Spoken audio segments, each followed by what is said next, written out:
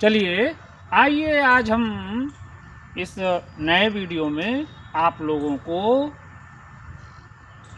वीरगाथा काल, आदिकाल, भक्तिकाल, रीतिकाल और आधुनिक काल के जो भी प्रमुख लेखक और कवि हैं उनसे परिचित कराएंगे और कौन किस उपनाम से कविताएं लिखता था उनसे भी परिचित कराएंगे और उनका हम नाम बताएंगे आपको, जो कि जो भी आने वाली परीक्षाएं हैं, चाहे वो हो टीजीटी की परीक्षा हो या पीजीटी की परीक्षा हो, समीक्षा अधिकारी की परीक्षा हो, एसआई की परीक्षा हो, पुलिस की परीक्षा हो या अग्निवीर की परीक्षा हो, इसके अतिरिक्त कोई भी प्रतियोगी परीक्षा हैं उनमें लेखकों और कवियों के उपनाम जरूर पूछे जाते हैं।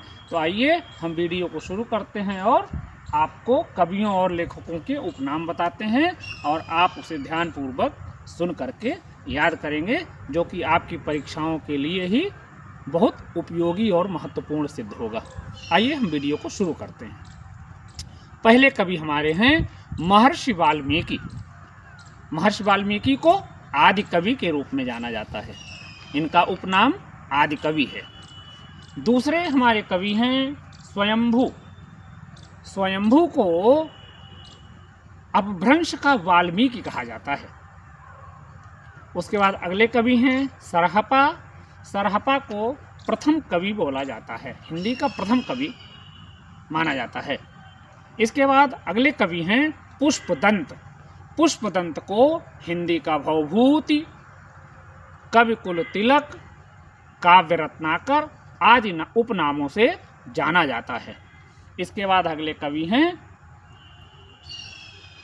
कवि हैं हमारे विद्यापति। विद्यापति का उपनाम कविशेखर, अभिनव जयदेव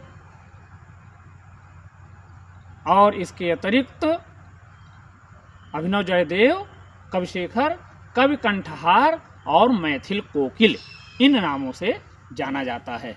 अगले कवि हैं जगनिक। जगनिक को वीर रस का कवि माना जाता है। अगले कवि हैं वीरगाथा काल के, आदिकाल के चंद्रवरदायी। चंद्रवरदायी को छप्पय का कवि और महाकाव्य का कवि भी माना जाता है। अगले कवि के रूप में हम जानेंगे अमीर खुसरो। अमीर खुसरो को हिंदुस्तान का तूती, हिंदुस्तान की तूती, तूतीय हिंद और खड़ी बोली के जनक के रूप में जाना जाता है। ये इनके उपनाम हैं। आगे हम जानेंगे मुल्ला दाऊद। मुल्ला दाऊद को पहला सूफी कवि माना जाता है। इसके बाद हैं चिंतामणि। चिंतामणि को पुराने पंथ का पथिक उपनाम से जाना जाता है। इसके बाद जब हम अब भक्ति काल में प्रवेश करते हैं तो पहले कवि हैं कबीरदास। कबीरदास को क्या कहा जाता है? इसको थोड़ा सा गूढ़ इनका शब्द है, वाणी का डिक्टेटर। कबीरदास जी को वाणी का डिक्टेटर नाम से जाना जाता है और ये नाम किसने दिया था? हजारी प्रसाद द्विवेदी ने।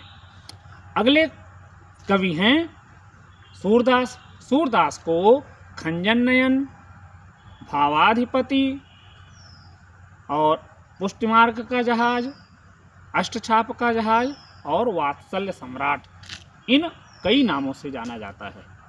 अगले कवि के रूप में हैं भक्ति काल के मूर्धन्य विद्वान पंडित गोस्वामी तुलसीदास। तुलसीदास जी को मानस का हंस, कवि शिरोमणि, लोकनायक और कवि शिरोमणि, लोकनायक, इसके बाद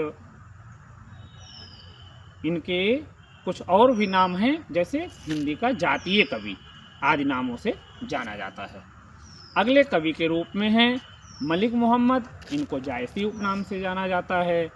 शिवमंगल सिंह, इनको सुमन उपनाम से जाना जाता है। बद्री नारायण चौधरी को प्रेम घन के नाम से जाना जाता है। चंद्रधर शर्मा गुलेरी, चंद्रधर शर्मा को गुलेरी उपनाम से जाना जाता है। इसके अतिरिक्त अयोध्या सिंह उपाध्याय को हरिऔध उपनाम से जाना जाता है। केदारनाथ अग्रवाल को केन का कवि कहा जाता है। अगले कवि हैं किशोरी दास वाजपेयी, इनको हिंदी का पाणिनि कहा जाता है। अगले लेखक और कवि के रूप में हैं हेमचंद, हेमचंद को प्राकृत का पाणिनि कहा जाता है। आइए आगे हम चलते हैं। नेमीचंद जैन, नेमीचंद जैन को आलोचकों का आलोचक कहा जाता है। डॉक्टर नगेंद्र, इनको रसवादी आलोचक कहते हैं। इसके बाद आचार्य रामचंद्र शुक्ल, इनको हिंदी का सेंटा क्लॉज, मुनि मार्ग का हिमायती, आलोचना सम्राट, निबंध सम्राट आदि नामों से जाना जाता है। आगे हैं राम वृक्ष बेनीपुरी, इनको कलम का जादूगर कहा जाता है। अगले हैं मुंशी प्रेमचंद, मुंशी प्रेमचंद जी को धनपत राय, नवाब राय, कलम का सिपाही और कलम का मजदूर आदि नामों से जाना जाता है। इसके बाद हैं शिव प्रसाद, शिव प्रसाद जी को सितारे हिंद उपनाम से जाना जाता है। उसके बाद बालकृष्ण शर्मा को नवीन उपनाम से जाना जाता है। नामवर, नामवर सिंह नहीं, नागार्जुन, नागार्जुन को वैद्यनाथ मिश्र, यात्री और बाबा उपनाम से जाना जाता है। इसके बाद हैं फणीश्वर नाथ, इनको रेणु उपनाम से जाना जाता है। इसके अतिरिक्त इनको फणीश्वर नाथ, रेणु को और कुछ उपनामों से भी जाना जाता है। आइए इनको हम आगे देखेंगे। फिर इसके बाद हैं केशवदास, केशवदास को हृदयहीन कवि और हिंदी काव्य का, कठिन काव्य का प्रेत उपनाम से जाना जाता है। इसके बाद में सच्चिदानंद, हीरानंद वात्स्यायन, इनको अज्ञेय और हिंदी गद्य का प्रेत उपनामों से जाना जाता है। अगले कवि के रूप में हैं जयशंकर प्रसाद, जयशंकर प्रसाद जी को कलयुग का कन्हैया, रसा, हिंदी नवजागरण का अग्रदूत, आधुनिक युग का सुमेरु, आधुनिक कविता का सुमेरु कहा जाता है। इसके बाद महादेवी वर्मा हैं, महादेवी वर्मा को आधुनिक मीरा उपनाम से जाना जाता है। उसके बाद सूर्यकांत त्रिपाठी निराला हैं, सूर्यकांत त्रिपाठी निराला को, सूर्यकांत त्रिपाठी इनका नाम है, निराला उपनाम से कविता करते थे ये, और हिंदी का शार्दूल, महाप्राण आदि उपनामों से इनको जाना जाता है। इसके बाद अगले कवि के रूप में हैं, देखिए हम जयशंकर प्रसाद के बारे में जो बता रहे थे वो उनका छूट रहा था। उनको जयशंकर प्रसाद को कलाधर, झारखंडी, आधुनिक कविता का सुमेरु आदि उपनामों से जाना जाता है। और पीछे हमने बताया था भारतेंदु हरिश्चंद्र जी को, भारतेंदु हरिश्चंद्र जी को हिंदी नवजागरण का अग्रदूत, रसा और कलयुग का कन्हैया आदि उपनामों से जाना जाता है। उसके बाद है सुमित्रा नंदन पंत, सुमित्रा नंदन पंत को प्रकृति का सुकुमार कवि, अप्सरा का कवि, कल्पना का कवि और प्रकृति के चितेरे आदि उपनामों से जाना जाता है। आगे हैं माखनलाल चतुर्वेदी, माखनलाल चतुर्वेदी को एक भारतीय आत्मा उपनाम से जाना जाता है। अगले कवि हैं मैथिली शरण गुप्त, मैथिली शरण गुप्त को दद्दा, मधुप और प्रथम राष्ट्रीय कवि के रूप में जाना जाता है। आगे हैं रामधारी सिंह दिनकर, रामधारी सिंह, इनको दिनकर उपनाम से जाना जाता है। समय का सूर्य भी कहते हैं और अधैर्य का कवि भी कहते हैं। पीछे हम छोड़ दिए थे फणीश्वर नाथ को, फणीश्वर नाथ को रेणु उपनाम से जानते हैं और धरती का धनी उपनाम से जाना जाता है। उसके बाद हैं गया प्रसाद शुक्ल, इनको स्नेही और त्रिशूल उपनाम से जाना जाता है। इसके बाद हैं अयोध्या सिंह उपाध्याय, इनको हरिऔध उपनाम से जानते हैं। अगले कवि के रूप में हैं रामविलास शर्मा। रामविलास शर्मा को अगिया बैताल और निरंजन उपनाम से जाना जाता है। अगिया बैताल और निरंजन। आगे हैं जैनेन्द्र कुमार।